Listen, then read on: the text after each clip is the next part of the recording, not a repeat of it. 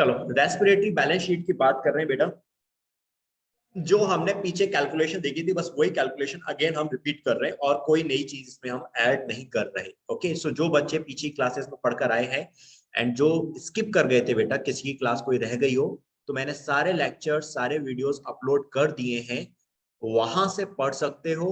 जो चीज ना समझ में आए मुझसे डाउट में पूछ लेना, मुझसे पूछ लेना, मैं रिप्लाई कर दूंगा, बता दूंगा क्या है। ओके, तो बेटा हम लोगों ने क्या देखा था, हमने ये देखा कि भाई हमारे फूड में हमें मिला ग्लूकोज। ठीक है, प्लांट्स के अंदर हो चाहे एनिमल्स के अंदर आपको ग्लूकोज मिला, जिसकी ग्लाइकोलिसिस हुई। ग्लाइकोलिसिस कहाँ हुई थी? साइटोसोल में हुई थी। ठीक है, साइटोसोल के अंदर ग्लाइकोलिसिस हुई और अल्टीमेटली मिला आपको पायरुवेट। दो मॉलिक्यूल्स मिले थे पायरुवेट के। ठीक है, 3 कार्बन के थे, क्योंकि ग्लूकोज आपका 6 कार्बन का single molecule, that was single. And आपको पायरुवेट मिला 2 मॉलिक्यूल 3-3 कार्बन के। ठीक है, और इस प्रोसेस में आपको कितने एटीपी मिले? टोटल एटीपी ग्लाइकोलिसिस में जो आपको देखने को मिले थे वो थे 8 एटीपी आपको देखने को मिले थे। इस 8 एटीपी में से 2 एटीपी जो थे आपके, वो आपको कहां मिले बेटा? आपको मिले that is substrate level phosphorylation में। ठीक है, 2 एटीपी तो आपके सबस्ट्रेट लेवल वाले थे, सबस्ट्रेट लेवल फॉस्फोराइलेशन के थे। ठीक है, जो डायरेक्टली यूज हो गए।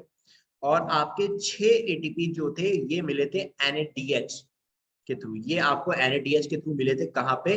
ETS में आपके। ठीक है, तो टोटल आपको यहाँ पे ग्लाइकोलिसिस में 8 एटीपी का प्रोडक्शन देखने को मिला। अब आपको बन गया पायरुवेट। पायरुवेट जो था मैंने आपको बताया था बेटा कि pyruvate is like a fog. एक फॉग की तरह था आपका एक चौराहा। हाँ जी, ठीक है, आपका जो पायरुवेट था वो एक चौराहे की तरह काम करता था, एक 4 वे की तरह काम करता है, जहां से कुछ भी बन सकता है, जहां से कुछ भी हो सकता था। ठीक है, तो उसी चीज को मैंने यहाँ एक्सप्लेन किया हुआ है, कोई नई चीज यहाँ एक्सप्लेन नहीं करी। आपका पायरुवेट है, इस पायरुवेट से क्या हो रहा है? अगर ऑक्सीजन प्रेजेंट है, एनर्जी की रिक्वायरमेंट है, तो in the presence of oxygen आपका एसिटाइल कोएंजाइम ए बन गया था। पायरुवेट से जब एसिटाइल कोएंजाइम ए बना था तो यहाँ पर भी आपको एटीपी निकलते हुए देखने को मिले थे। दैट इज 2 एसिटाइल कोएंजाइम के मॉलिक्यूल बने, 2 कार्बन के थे। ठीक है, तो यहाँ पे आपका पायरुवेट 3 कार्बन का था और एसिटाइल कोएंजाइम में बने 2 कार्बन के, प्लस यहाँ से आपको CO2 भी निकलने को मिली। CO2 में कितने कार्बन? 1 कार्बन, तो ये आपका बैलेंस हो गया था, दैट इज। और एटीपी यहाँ पर भी बने थे, डायरेक्ट नहीं बने थे, NADH बने थे। ठीक है, और कितने बने थे? 2 NADH। सारी बात है सिंपल सी, 2-2 मॉलिक्यूल लेके हम चल रहे हैं। तो यहाँ पर आपके कितने बने? Again 6 ATP. यहाँ पे आपको 6 एटीपी बनते हुए देखे। ये कब? जब एनर्जी की रिक्वायरमेंट थी in the presence of oxygen. ठीक है, एसिटाइल कोएंजाइम में बना। और ये एसिटाइल कोएंजाइम ए आपका कहां एंटर कर गया? Krebs cycle. क्रैब साइकिल में आपको टोटल एटीपी देखने को मिले थे 24 एटीपी। 24 एटीपी में से आपके 22 एटीपी जो बने वो बने ETS में, और आपके 2 एटीपी यहाँ पर भी सबस्ट्रेट लेवल वाले थे, that was substrate level phosphorylation SLP। ठीक है, सबस्ट्रेट लेवल फॉस्फोराइलेशन वाले थे, डायरेक्टली यूज हो गए थे। अब जो बात मैंने बोली थी कि आपका पायरुवेट है बेटा, तो यहाँ से कुछ भी हो सकता है, वो चीज यहाँ मैंने बताई कि क्या हो रहा है। आपका एनर्जी का प्रोडक्शन भी हो सकता था in the presence of oxygen. आपने देखे यहाँ पे एटीपी बने, यहाँ एटीपी बने। ठीक है, जरूरी नहीं एटीपी ही बने, हो सकता है पायरुवेट आपका केस में ब्रेक डाउन कर जाए बेटा, क्या बना दे? आपका अमीनो एसिड बना दे। और अमीनो एसिड आपके क्या बनाते हैं? प्रोटीन्स बनाते हैं। Let me tell you about this also. आपके जो अमीनो एसिड्स होते हैं, सपोज करो ये अमीनो एसिड्स है बेटा, दीज आर अमीनो एसिड्स जो आपस में एक दूसरे से बाइंड कर जाते हैं लाइक दिस। ठीक है, ये आपका सिंगल अमीनो एसिड था, ये भी आपका सिंगल अमीनो एसिड, ये भी सारे अमीनो एसिड हैं जो आपस में एक दूसरे से जुड़े हुए हैं with the help of bond, जिसे आप कहते हो पेप्टाइड बॉन्ड। ये अमीनो एसिड आपके पेप्टाइड बॉन्ड की हेल्प से एक दूसरे से जुड़ जाते हैं। एंड देन ये जो पूरी की पूरी चेन है, इस पूरी चेन को हम बोलते हैं polypeptide chain. This is called polypeptide chain. इस पूरी चेन का आपने नाम रख दिया पॉलीपेप्टाइड चेन, जिसे आप क्या कहते हो? This is called protein. आई बात समझ में? आराधना, अविनाश, शिल्पा, रितिका, झनक, वर्षा, बच्चों ये वाली बात क्लियर? Yes sir. ठीक है ना, ये बायोमोलिक्यूल्स में पढ़ोगे इसे आप और डिटेल में। फिलहाल मैंने यहाँ पे एक रफ स्ट्रक्चर समझाया कि आपका प्रोटीन किसका बना हुआ है, अमीनो एसिड्स का बना हुआ है, that is made up of amino acids. और आपके amino acids with the help of peptide bond एक दूसरे से जुड़कर ये प्रोटीन बनाते हैं। तो यही चीज यहाँ बताई कि आपका पायरुवेट से क्या बन गया, प्रोटीन, अमीनो एसिड, और ये अमीनो एसिड्स ने क्या बना दिए, प्रोटीन्स बना दिए आपस में जुड़ के। ओके, तो ये प्रोटीन भी बन सकते हैं आपके पायरुवेट से। हो सकता है कि आपका जो प्रोटीन है बेटा उसका अगेन ब्रेक डाउन हो जाए और अमीनो एसिड बन जाए, क्योंकि आप देखते ही रहे हो आपका प्रोटीन बना हुआ है इन पेप्टाइड बॉन्ड की हेल्प से जुड़कर। अगर आप इन पेप्टाइड बॉन्ड का ब्रेक डाउन कर दो तो आपके अमीनो एसिड बन जाएंगे आगे। ये अलग हो गया, ये अलग हो गया, ये अलग, ये अलग, सारे अलग अलग हो गए अमीनो एसिड्स। तो आपका प्रोटीन का ब्रेक डाउन होकर अमीनो एसिड बन गया, और अमीनो एसिड हो सकता है फिर से पायरुवेट बना दे। एक कंडीशन ये भी पॉसिबल है। दूसरी कंडीशन क्या थी, दूसरी ये कंडीशन कि भाई आपका जो एसिटाइल कोएंजाइम ए बना, जरूरी नहीं ये क्रैब साइकिल के अंदर ही एंटर हो। ये एसिटाइल कोएंजाइम में फैट भी बना सकता है, फैटी सिंथेसिस में जा सकता है, that will involve in fat synthesis, fat बना देगा, हो सकता है। या ये आपका एसिटाइल कोएंजाइम में अगेन प्रोटीन सिंथेसिस में भी जा सकता है। तो नाउ यू कैन अंडरस्टैंड कि बेटा आपका यहाँ पे हो क्या रहा है। आपका पायरुवेट जब एक बार बन जाता है तो वहां से बेटा एक तरह से अलग अलग रास्ते ओपन हो गए, अलग अलग वे जो है पाथवे वो ओपन हो सकते हैं। कुछ भी हो सकता है ना, ये इस पे आपका बॉडी का कोई कंट्रोल नहीं है। जिस चीज की रिक्वायरमेंट होगी वो काम पहले होगा, ठीक है, प्रायोरिटी बेस से। अगर प्रोटीन की रिक्वायरमेंट ज्यादा है तो फैट कोएंजाइम ए से या पायरुवेट से प्रोटीन पहले बनेगा। अगर फैट की रिक्वायरमेंट ज्यादा है तो फैट बनेगा। अगर एनर्जी की रिक्वायरमेंट ज्यादा है तो एनर्जी बनेगी। गॉट इट अविनाश, आराधना, शिल्पा, रितिका, वर्षा, जनक, सभी को? Yes sir. ठीक है, दैट इज। अब आ जाओ नाउ नेक्स्ट ग्लाइकोलिसिस पे। ग्लाइकोलिसिस जो हमने अभी मैंने समझाई थी बेटा वही चीज सेम है, मुझे आई थिंक मुझे बस रिपीट करना है। अभी मैंने ऊपर ये पॉइंट्स भी क्लियर किए थे कि ग्लाइकोलिसिस में आपको कितने बने टोटल, 8 एटीपी बने थे। 8 में से 2 आपके सबस्ट्रेट लेवल वाले थे, ठीक है। ये 2 एटीपी जो बन रहे थे बेटा, इसकी लोकेशन क्या थी, इसका एड्रेस क्या था, कौन बताएगा मुझे? ये 2 एटीपी का एड्रेस क्या था बेटा, आ रहा था, रितिका बताएगी। रितिका, मैं अब 1 बाय 1 नहीं पूछूंगा कौन बताएगा कौन नहीं, जिसका नाम लूंगा वो बताएगा, क्योंकि हम बहुत बार डिस्कस कर चुके हैं। हाँ रितिका। यस बेटा ये जो 2 एटीपी बन रहे हैं ये कहाँ बन रहे हैं, सबस्ट्रेट लेवल फॉस्फोराइलेशन वाले ग्लाइकोलिसिस के अंदर। एड्रेस क्या है इनका?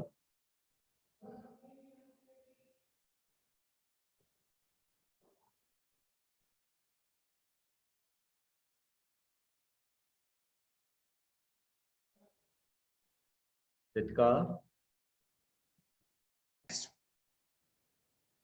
लिंक रिएक्शन जिसे हमने कहा ऑक्सीडेटिव डिकार्बोक्सिलेशन। यहाँ पे आपके 2 एनएडीएस निकले थे, और आपके एक एनएडीएस जो होता था वो बनाता है 3 एटीपी, और आपका एक एफएडीएस जो होता था एफएडीएस2 ये बनाता था आपका that is 2 ATP. Single NADs के मॉलिक्यूल से 3 एटीपी मिलते हैं, सिंगल एफएडीएस2 मॉलिक्यूल से 2 एटीपी मिलते थे। यहाँ आपके 2 एनएडीएस निकले लिंक रिएक्शन में, तो आपको कितने मिले, दैट इज 6 एटीपी मिले ऑक्सीडेटिव फॉस्फोराइलेशन में, यानी वही सेम अगेन ईटीएस में मिले। ओके, लोकेशन आप लोग समझ चुके हो। देन उसके बाद आपका क्रैब साइकिल।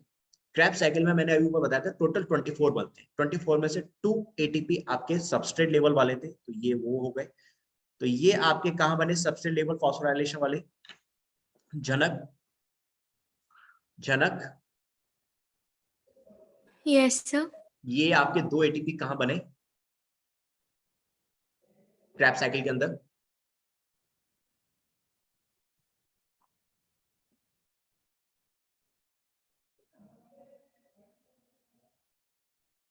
ये जो 2 एटीपी बन रहे हैं क्रैब साइकिल में सबस्ट्रेट लेवल फॉस्फोराइलेशन वाले, इसकी लोकेशन कहाँ है? आपके साइटोप्लाज्म में है, माइटोकॉन्ड्रिया में है, कहाँ है? बार बार पूछूंगा जब तक मुझे सेटिस्फाई, देखा इसीलिए पूछ रहा हूं मैं, इसीलिए मैं पूछ रहा हूँ, that's the reason why I am asking again and again. अगर आप लोगों को समझ में आ गया है शिल्पा एंड बाकी बच्चों को, तो इट डजंट मींस कि सबको आ गया, मुझे सबसे जानना है। बेटा आपके झलक ये आपके माइटोकॉन्ड्रिया में बन रहे हैं, क्रैब साइकिल तो माइटोकॉन्ड्रिया के अंदर होती है ना, आपकी क्रैब साइकिल तो माइटोकॉन्ड्रिया में हो रही थी बेटा। तो आपके ये 2 एटीपी जो बने ये माइटोकॉन्ड्रिया में बने, नॉट इन साइटोप्लाज्म। साइटोप्लाज्म में तो सिर्फ ग्लाइकोलाइसिस हो रही है, और माइटोकॉन्ड्रिया में भी कहाँ बन रहे हैं, उसके मैट्रिक्स में बन रहे हैं। झनक बच्चे, यही चीजें तो ध्यान रखनी है तुम लोगों को। गेटिंग माय पॉइंट झनक?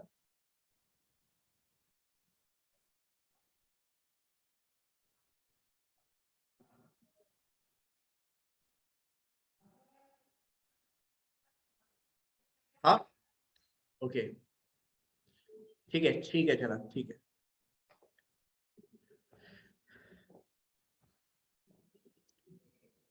ओके, तो अब आपको क्लियर कि आपका क्रैब साइकिल कहाँ हो रहा है। क्रैब साइकिल आपका माइटोकॉन्ड्रिया में हुआ, जहां दो एटीपी जो बने माइटोकॉन्ड्रिया के मैट्रिक्स में बने थे। ओके, देन आपका उसके बाद क्या बने थे, 24 में से 2 एटीपी तो आपके यहाँ बन गए माइटोकॉन्ड्रिया के मैट्रिक्स में, बचे आपके 22, बचे आपके 22। हाँ हाँ राइट, ओके शिल्पा, वैक्सीनेशन के लिए जा रहे हो तो then you can leave. Okay, तो बेटा आपके 3 NADH जो थे, अब आपके सॉरी, अब आ जाओ नाउ 22 पे। ठीक है, आपके 22 एटीपी जो थे, 22 में से आपके जो 2 FADH2 मॉलिक्यूल निकले थे, सिर्फ 2 FADH2 मॉलिक्यूल निकले थे, तो आपके कितने हो गए टोटल, 4 एटीपी। ये आपके कहाँ बने, ऑक्सीडेटिव फॉस्फोराइलेशन, यानी आपके इनर माइटोकॉन्ड्रियल मेम्ब्रेन में बने। और आपके टोटल यहाँ पे कितने निकले थे, 6 NADH निकले थे। ठीक है, 2 जगह NADH के साथ साथ CO2 भी निकली थी। एक जगह पे जब मैलेट से आपका ऑक्सलो एसिटिक एसिड बन रहा था, वहां CO2 नहीं निकली थी। ओके ठीक है, तो वहां पे आपका CO2 नहीं निकली थी, तो आपके टोटल NADH कितने हुए, 6। उसमें से आपके टोटल एटीपी कितने बन गए फिर, 18। ये भी कहाँ बने, ऑक्सीडेटिव फॉस्फोराइलेशन यानी इनर माइटोकॉन्ड्रियल मेम्ब्रेन। तो आपके टोटल कितने हो गए, 24 एटीपी क्रैब साइकिल में बने, 6 एटीपी आपके ऑक्सीडेटिव डिकार्बोक्सिलेशन में बने, और 8 एटीपी आपको ग्लाइकोलाइसिस में बनते हुए मिले। तो टोटल आपके 38 एटीपी बन गए। डन मेरे बच्चों। रितिका, झनक, वर्षा, बेटा आप तीनों को क्लियर कि नहीं क्लियर, पहले आप लोग बताओ मुझे। Yes. कोई डाउट तो नहीं रहा ना बेटा? Yes, sir. ठीक है बेटा, ओके बच्चों, ओके बच्चों, तो जो कहानी मैंने पीछे समझाई थी बस वही चीज यहाँ अगेन रिपीट है। आपको मैंने बताया था आपके या तो 36 या 38 एटीपी आपको देखने को मिलते थे। तो वो कंसेप्ट मैंने आपको समझाया था कि ऐसा क्यों है, क्योंकि आपका ग्लाइकोलाइसिस में जो NADH बने थे कितने थे, 2 NADH थे, क्योंकि हम दो मॉलिक्यूल लेके चल रहे हैं, तो 2 NADH आपके बने थे।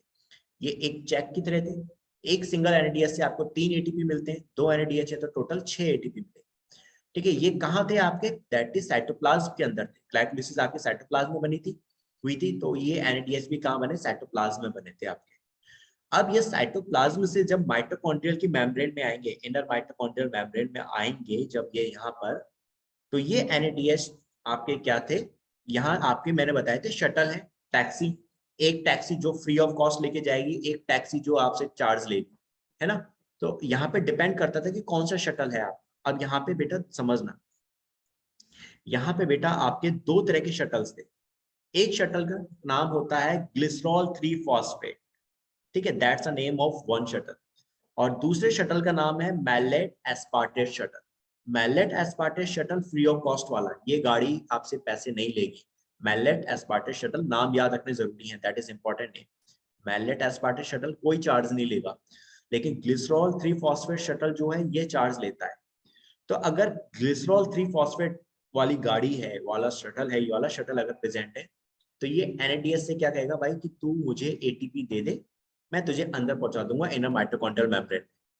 तो यहाँ पे ये क्या करते थे, आपके एक NADH से 3 एटीपी बनते थे, ये एक एटीपी आपके ग्लिसरॉल 3 फॉस्फेट को दे देता है। आपके टोटल कितने थे NADH, 2 थे, तो टोटल कितने एटीपी इसने दे दिए ग्लिसरॉल 3 फॉस्फेट को, 2 एटीपी। सिंगल से एक गया एटीपी, 2 मॉलिक्यूल है तो कितने हो गए, 2 एटीपी का लॉस हो गया। ठीक है, एंड देन ये NADH अंदर पहुंच गए। Okay, that will reach inside. तो अब आपका ये कितना एटीपी बनाएगा, 2 तो ऑलरेडी इसने लॉस कर दिए, ग्लिसरॉल 3 फॉस्फेट को दे दिए थे, सिर्फ 4 एटीपी बना रहा था। उस केस में फिर आपके 36 एटीपी बने।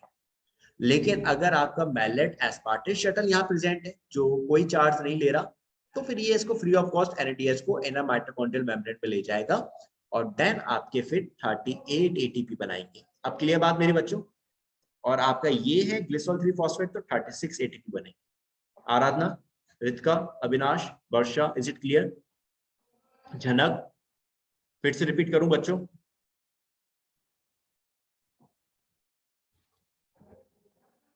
बेटा ओके आराधना, ठीक है आराधना। बाकी बच्चों को ये वाली बात समझ में आई? आराधना, रितिका बेटा कुछ कह रहे हो? ओके अविनाश, मेरा फोकस देखो बेटा रितिका, वर्षा एंड जनक आप तीनों पर है। Yes, sir. ठीक है बेटा जनक, मैं एक बार और रिपीट कर देता हूँ बेटा। बस मैंने ये बताया यहाँ पे कि देखो यहाँ भी समझाया था कि आपका एनएडीएस कहाँ बने थे, ये ग्लाइकोलाइसिस में साइटोप्लाज्म में बने थे। ठीक है, अब इनको भाई ये तो चेक है, इनको चेक को कहाँ आना है, बैंक के अंदर आना है। और बैंक आपका कहाँ है, माइटोकॉन्ड्रिया के इनर माइटोकॉन्ड्रियल मेम्ब्रेन में। दैट इज बैंक क्या था, ईटीएस, ये था इनर माइटोकॉन्ड्रियल मेम्ब्रेन के अंदर। ठीक है, इसका एड्रेस, इसको भाई एक जगह से दूसरी जगह आना है एनएडीएच को। ठीक है, तो यहाँ पे आपका शटल प्रेजेंट, यहाँ आपके शटल है।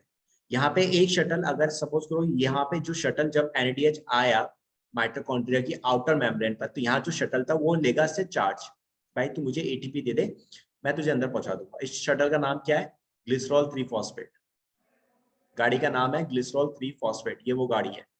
इसने कहा एनएडीएस से कि भाई तू मुझे 2 एटीपी दे दे। तो ये आपके 2 एनएडीएस थे जो पहले क्या बना रहे थे, 6 एटीपी, लेकिन इसने ये 2 एटीपी लॉस कर दिए। यहाँ पे दिखाया 36 38 में से 2 एटीपी लॉस कर दिए, बने कितने 36। ये 2 एटीपी कहाँ गए, ये 2 एटीपी गए ग्लिसरॉल 3 फॉस्फेट को।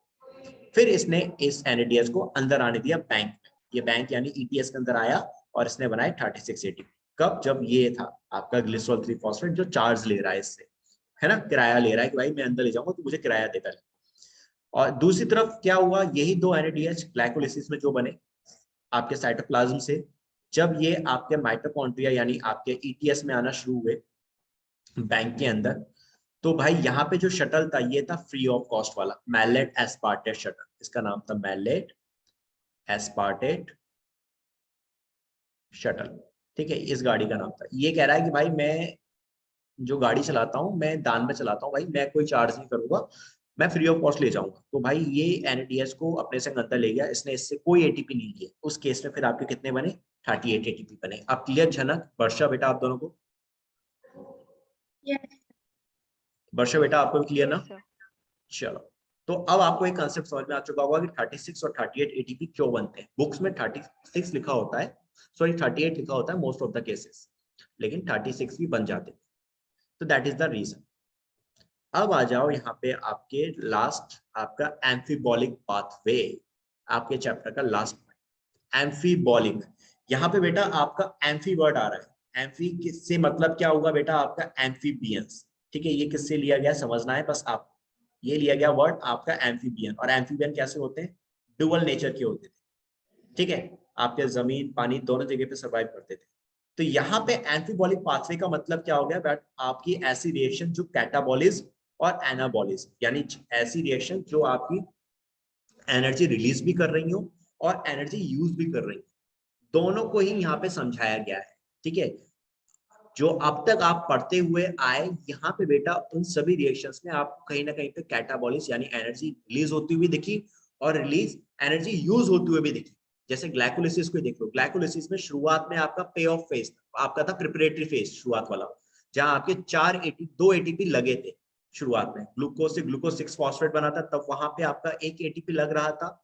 एंड देन जब फ्रक्टोज 6 फॉस्फेट से फ्रक्टोज 1,6 बिस फॉस्फेट बना, तब 1 एटीपी वहां लगा था। तो शुरू में वहां एनर्जी यूज हुई, बाद में फिर एनर्जी आपको मिली। तो इस तरह की रिएक्शंस को आप क्या कहते हो, एम्फीबॉलिक पाथवे, जहां कैटाबॉलिज्म एनाबॉलिज्म दोनों ही आपको देखने को मिल रही है। तो यहाँ ये चीज समझाई गई, यहाँ क्या बताया गया कि आपका जो रेस्पिरेटरी सबस्ट्रेट है वो क्या है। रेस्पिरेटरी सबस्ट्रेट मोस्टली आपका कार्बोहाइड्रेट होता था, उसके अलावा आपका फैट भी हो सकता है और प्रोटीन भी हो सकता है। These are the respiratory substrate. ठीक है, जिनसे आपको एनर्जी मिल सकती है। ग्लूकोज सबसे पहले कार्बोहाइड्रेट में आपका सबसे पहले रेस्पिरेटरी सबस्ट्रेट सबसे ज्यादा क्या यूज होता था, आपका ग्लूकोज होता था।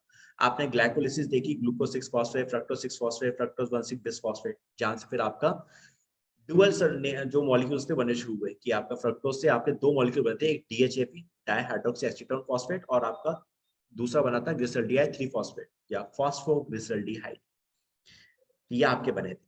तो यहाँ पे ये सीधी सीधी ग्लाइकोलाइसिस दिखाई इन्होंने, फिर इन्होंने क्या दिखाया, इंटर कन्वर्जन हुआ फॉस्फोग्लिसरॉल्डिहाइड से, आपका अल्टीमेटली पायरुवेट बना 3 कार्बन का। पायरुवेट आपका एसिटाइल कोएंजाइम ए में बना गया, ठीक है, इसने बना दिया एसिटाइल कोएंजाइम ए जो 2 कार्बन का था, और ये आपका क्रैब्स साइकिल में चला गया, जहां आपको CO2 निकलती हुई दिखी, ठीक है, 2 जगह पे CO2 निकल रही थी और एक जगह हाइड्रोलिसिस हुई थी। कहाँ पे, जब फ्यूमरिक एसिड से यानी फ्यूमरेट से मैलेट बन रहा था, तब वहां पे आपको क्या बना वो देखी आपने, हाइड्रोलिसिस देखी थी, वाटर का रिमूवल हुआ था। तो क्रैब्स साइकिल में आपको CO2 और वाटर दोनों रिलीज होते हुए देखे। एक तो ये चीज हो गई। दूसरी तरफ ये है बेटा आपका कि आपका प्रोटीन जो था, ये प्रोटीन का ब्रेकडाउन हो गया और ये बन गए आपके अमीनो एसिड्स। मैंने अभी समझाया था प्रोटीन्स अमीनो एसिड से बने होते, तो ये अमीनो एसिड बन गए। अब अमीनो एसिड जो होता है ये आपका क्या बना गया, पायरुवेट, जो मैंने अभी स्टार्टिंग में ही